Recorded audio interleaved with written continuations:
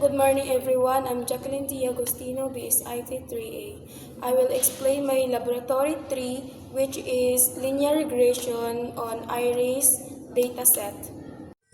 NumPy is fundamental for numerical computation in Python, providing powerful array, object, and mathematical functions. This line is customized the default figure size for Seaborn plots by setting figure and fig size to open parentheses 8.7 and 6.27 close parentheses. You are specifying the width and height for the plot in inches. These ensure your plot of sufficient space for data representation. This line use the pd dot read underscore CSV open parentheses and close parentheses functions from pandas to read data from a CSV or comma separated value file located at the specified path. Run the code data.head open parentheses and close parentheses. This will be displayed the first 5 rows of your data frame by default. If you want to see a different number of rows, you can specify it within the parentheses like data.head open parentheses 10 close parentheses to display the first 10 rows. By using data.info open parentheses and close parentheses, you gain valuable insight into your dataset which are essential for effective data analysis and modeling.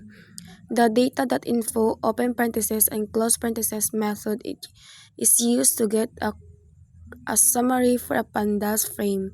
It provides valuable information about the data frame structure. The data described open parentheses and close parentheses method is used to generate descriptive statistic for a pandas frame. It provides a statistical summary for the numerical columns in your dataset. By using data.describe close parentheses and open parentheses, you gain valuable insights into a numerical aspect of your dataset which are crucial for further analysis and modeling. This command is used to count the occurrence for each unique value in the spaces column of your data frame data. It provides a frequency distribution of your different spaces into a dataset. By using data spaces value underscore counts close parentheses and open parentheses, you gain insight into a frequency of different spaces in your dataset, which is valuable for further analysis and modeling, especially in classification tasks. By using this line of code, you gain a clear understanding of the dimensions of your dataset, which is valuable for further analysis and modeling. It will display the pair plot with scatter plot in the upper triangle and kernel density plot in the lower triangle, colored by spaces. This visualization can help you identify patterns, correlation, and potential cluster in your database on the different numerical features and spaces. It will generate 4 separate valence plots, one for each features: sepal length, sepal width, petal length, petal width. This plot will show the distributions of the features for each species, allowing to compare and understand how the features vary across different iris species. By using this valence plot, you gain insight in the distributions and comparison different features across different iris species, which is valuable for further analysis and modeling.